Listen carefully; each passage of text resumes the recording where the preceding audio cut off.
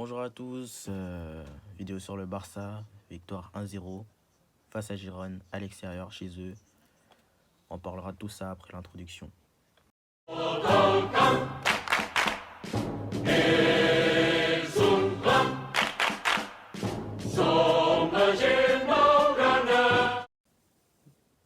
Donc comme vous le savez, aujourd'hui le Barça jouait contre Girona pour assurer sa première place. Même s'il était déjà assuré, mais pour garder 3 points d'avance. Normalement le Real devrait gagner demain. Après on espère qu'il perd des points, mais voilà, c'était un match très compliqué déjà. Fallait pas sous-estimer Girona, mais il y avait des joueurs quand même. Faut en parler. Donc on va commencer par noter les joueurs, noter Xavi, les joueurs. On va parler de la composition. Il y a eu quand même des surprises. On va commencer par parler de la composition. Pour cette fois, Xavi a choisi un 4-3-3 avec 4 défenseurs, Alonso, Eric Garcia, Araujo et Koundé. Un milieu à 3 avec Gabi, De Jong, Busquets et pour finir Fati, Rafinha et Dembélé en attaque. Bon, on va commencer par parler de Xavi. Xavi, dans la compo qu'il a choisi déjà, ça va, il y avait pas. C'était quand même assez cohérent avec l'adversaire du match, même s'il fallait s'en méfier, c'était quand même cohérent. Après, il y a des joueurs qui ont plus déçu que d'autres. Je parle notamment de Rafinha, j'attends beaucoup plus de lui. Donc, Xavi, pour son coaching, je vais lui mettre un 6 sur 10. 6 sur 10 pour la compo. Après, c'est vrai que le résultat, ça payait, mais dans la manière, c'était pas trop ça. Bon, Ter Stegen, je vais lui mettre un 6. Un 6 ou un 7. Parce que il n'a pas eu grand chose à faire jusqu'à la fin du match. Enfin, ils ont eu quand même 3 tirs cadrés. Quand même, après, c'est vrai que sur les frappes qu'il avait, il les a arrêtés. Donc, je lui mets un 7. Eric Garcia, je vais lui mettre un 6. Un 6 parce que ça va défensivement, c'était bien.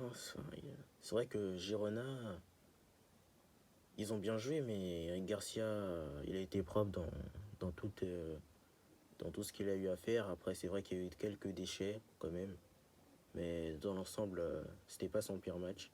Donc, je vais lui mettre un 6. Araujo, je vais lui mettre un 7. Un 7 parce que il a très bien défendu. Les passes, elles étaient bien, elles étaient appliquées et tout le reste. Et après, sur certaines situations, ça a été compliqué, mais sinon, le match, il est nickel. Je mets un 7. Koundé, je vais lui mettre un 6. Un 6 parce que offensivement, il n'a pas beaucoup apporté. C'est vrai qu'il joue pas à son poste en tant que latéral droit, mais enfin, on s'attend un peu plus. Après, défensivement, c'est vrai que sur certaines occasions de Girona, c'est vrai qu'il était pas très bien placé. Du coup, je mets un 6. Peut mieux faire en gros. Alors, Alonso, ça va. Enfin, il n'a pas eu grand chose à faire sur son côté. Alonso, je vais lui mettre un 6. Un 6, un match correct, même si offensivement, ça n'a pas été waouh. Enfin, on aimerait plus d'impact physique en attaque. Mais sinon, dans l'ensemble, ça va. Capitaine Busquets, je vais lui mettre la note de 6. Parce qu'il a fait quand même pas mal de fautes. Enfin, il a pas beaucoup joué de l'avant, je trouve. Des passes. Enfin, contrôle-passe, il contrôle-passe. Et ça, on veut plus que ça. C'est le capitaine. Il doit montrer l'exemple, il doit motiver l'équipe. Donc après, c'est vrai que Girona aussi, c'était pas facile avec une équipe qui défend comme ça de jouer vers l'avant, mais il doit faire mieux que ça, surtout que face à la Real Sociedad, il nous a fait quand même mieux. De Jong, pour moi, c'était un match moyen. Franchement, De Jong, je lui mets la note de 6. Enfin, je m'attendais à beaucoup mieux, surtout face à un adversaire comme Girona. Même si, je le répète encore une fois, fallait pas se méfier d'eux, mais je m'attendais quand même à d'impact, enfin voilà, de la part de Jong, quand même. Enfin, je m'attendais à beaucoup mieux. Après, à voir ce qu'il va faire dans les prochains matchs, mais pour moi, c'est une note de 6. Gabi aussi, c'est un match assez moyen. C'est vrai qu'il a fait beaucoup de foot. Dans le jeu, c'était du contrôle-passe. Quand même, c'était pas du Gabi contre le Grand Real Madrid qu'on a vu aujourd'hui, mais je vais lui mettre la note de 6 lui aussi, parce que en fait, il n'y a que des 6 juste au-dessus de la moyenne parce qu'on a gagné, mais sinon, voilà, il n'y a pas grand-chose à dire sur son match. Un match moyen, un match qui a été difficile pour Gabi. Alors, Dembélé, enfin, on va pas le noter, même si sur la fois où il n'était pas blessé, ça n'a pas été monstrueux non plus, mais allez, je vais lui mettre la note de 4. 4 parce qu'il s'est blessé, mais à voir s'il aurait joué plus longtemps.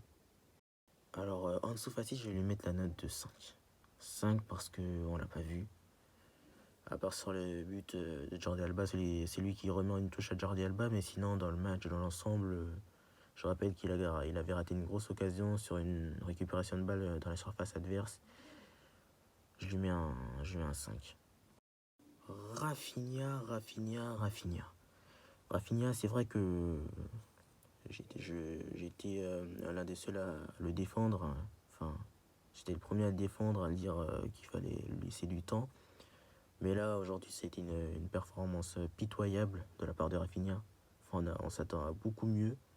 Surtout que si tu veux le mettre face à des grands clubs comme Manchester United, ça va être compliqué. Enfin, Rafinha, beaucoup de pertes de balles, ses dribbles sont pas réussis, contrôle passe. Voilà, défensivement, c'était pas top. Rafinha, je lui mets la note de 4. Sûrement la pire note, mais je lui mets la note de 4. Bon, bah là, on va noter les remplaçants. Enfin, on va commencer par Pedri. Pedri fait un bon match.